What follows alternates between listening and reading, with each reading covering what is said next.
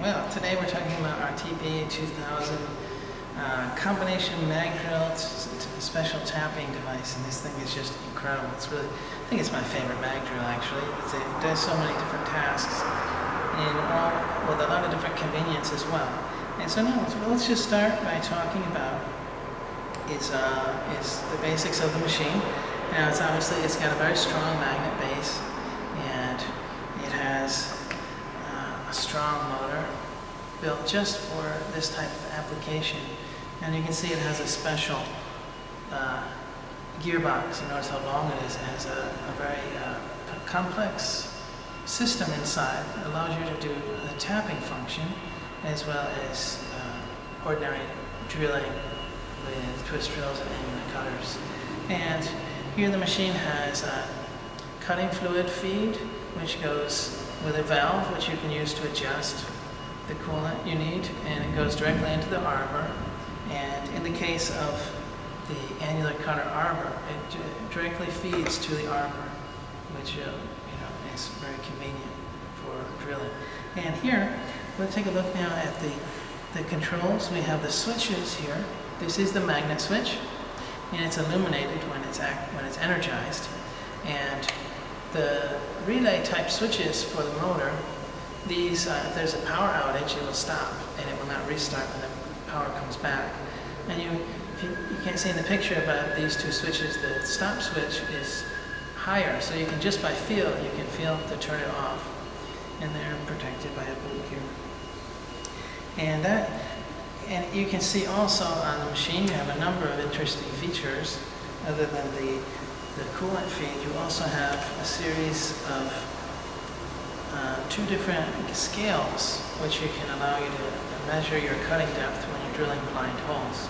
And you also will have the depth stop, which will limit the stroke of the machine when you're drilling blind holes, and that way maybe you're doing a series of holes all the same depth.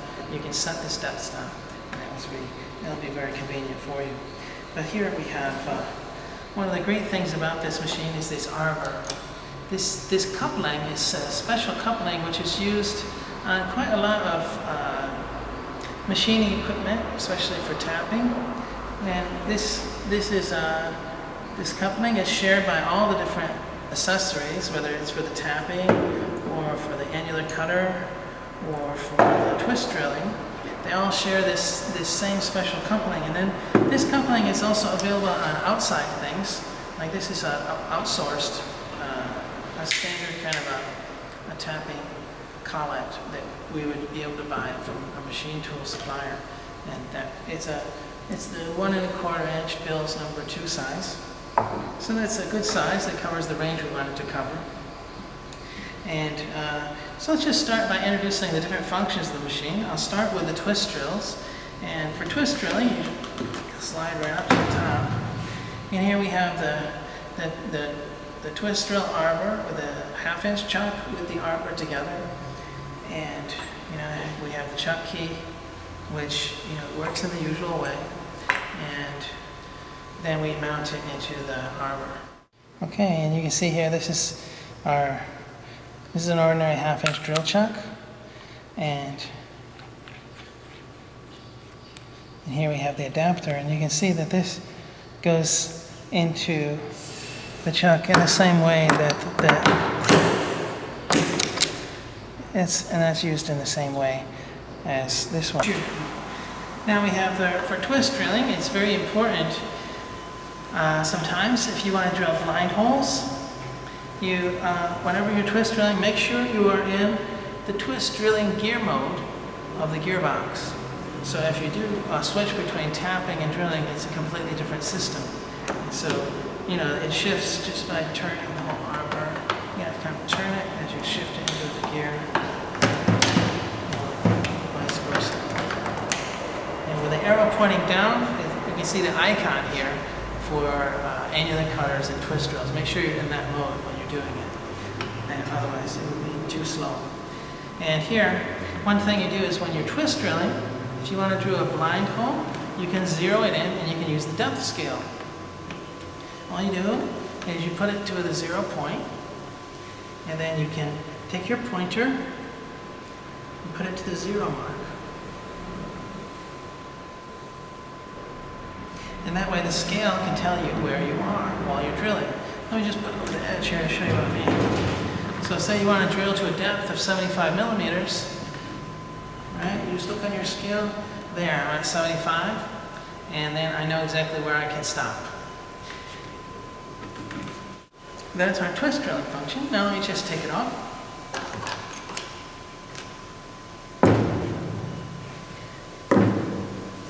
And now we'll talk about the annular cutter function. Now the annular cutter function has a special arbor which includes the stopper and the spring for the coolant feed for the arbor. This is acting as the valve. And then we have the cutter and the pilot pin of the cutter pressing on the valve, opening and closing it. Okay. And here we have our annular cutter arbor adapter, and as you can see here, it's using standard type set screw of locking system, and the other end is the same kind of Bill's number 2 junction, but here we have the addition of this locking ring, and as you can see it's threaded and it locks into the arbor. So let's take a look at how it works. Now because you have our water feed, we need to use the spring and stopper. So that just the stopper end goes in here, and then you mount it.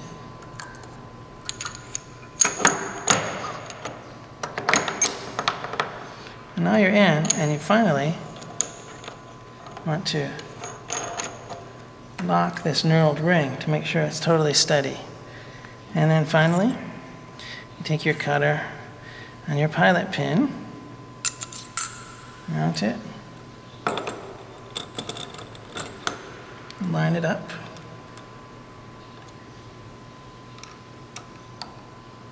and make sure you're on the flat. Yeah, we're on the flat.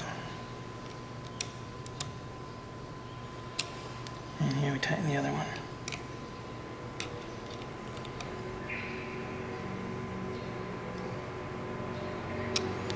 And there we're good to go. Now, when we're drilling with annular cutters, we also have to make sure we're in annular cutter mode with it shifted into the gear, pointed down to this icon. And with this one, your pilot pin will be opening the valve, allowing this the cutting fluid to go into the arbor. So often when you first begin, you can prime it. You're just opening the valve and allowing the coolant to flow, and then you start drilling, right? And then you drill in the usual way you would with annular cutters. And we'll take that out.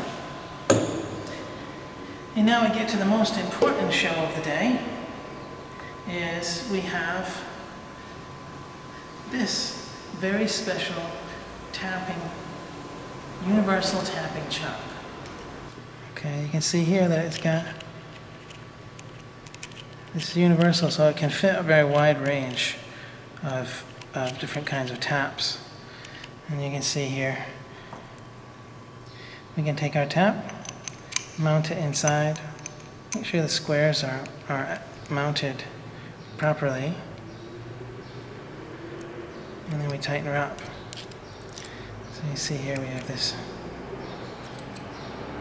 And you notice the other side looks exactly like a Bill's number 2, 1 1/4 inch coupling, which is exactly what it is. And it goes right in here. And you can see here there's tangs. So you line up the tangs and you're good.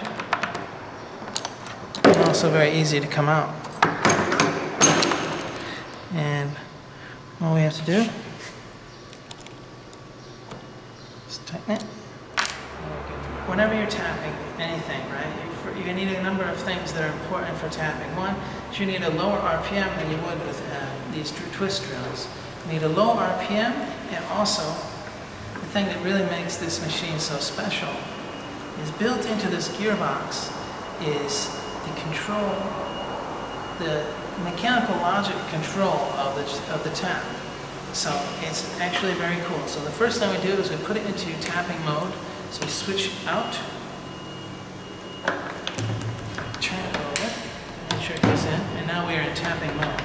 And if you notice, you can see here that the entire arbor moves up and down. And what that is so when you're tapping, when there's no pressure,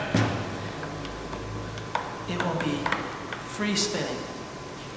But as you apply the down force using the crank, when you apply down force, it will turn clockwise. And it will continue to turn clockwise until you release the pressure. And as soon as you release the pressure, it will stop. And then as you raise the slide, the pulling pressure will cause it to turn in the counterclockwise way and pull your tap out. So it makes it really easy and fast to tap a hole with this machine. So you can tap a series of holes, and once you've tried it, you'll see it's just a very easy to use and very effective and fast way to tap. And another thing about this, the tapping, is like the other, if you want to tap blind holes and you really need to know where you are, we have a scale. And so all you do for this one is take the tap which you are using today, bring it to the 0 point, and that way it will be compressed. And then you zero it, but it's not to 0.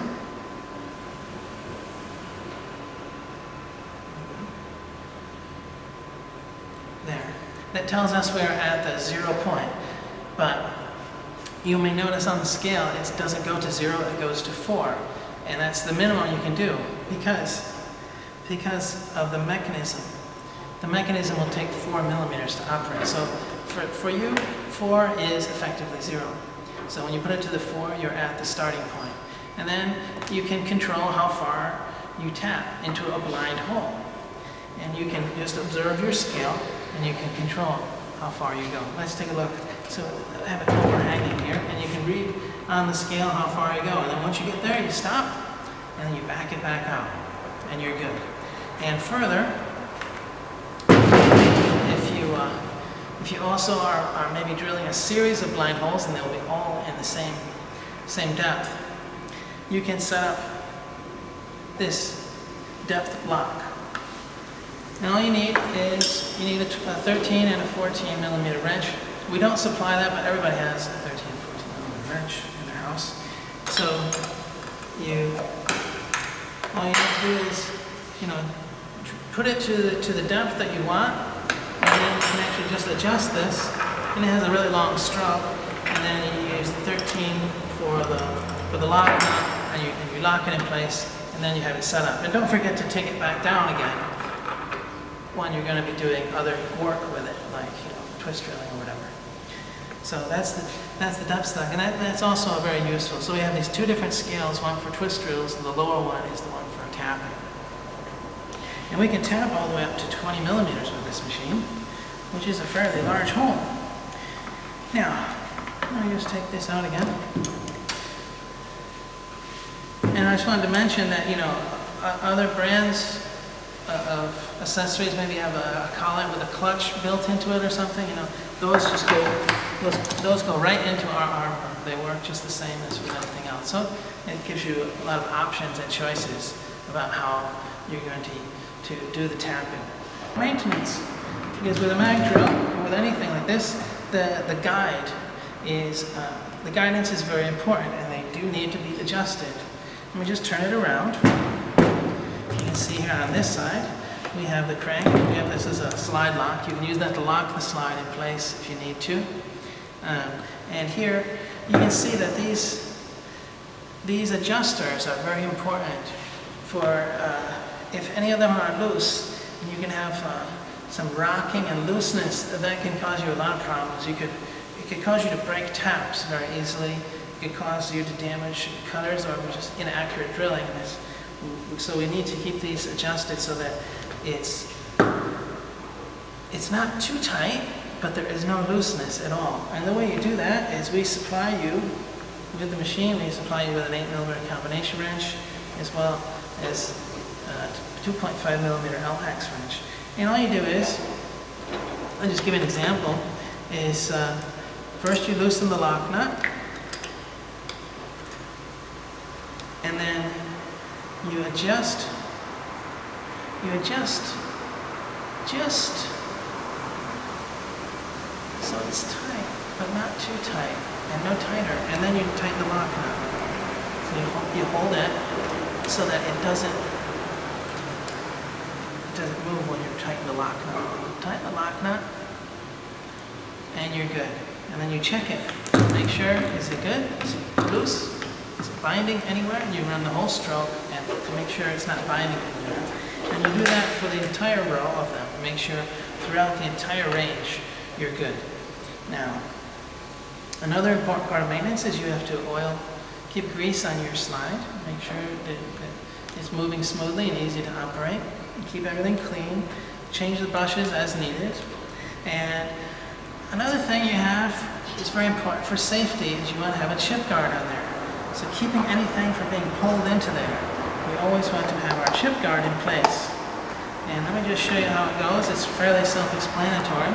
You just put the chip guard in place and we supply you with these 2 butterfly screws and washer. You have a washer on there. And so you just line up the hole and put the screw in there.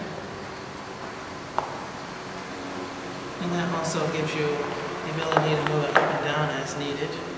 And the other screw on the other side.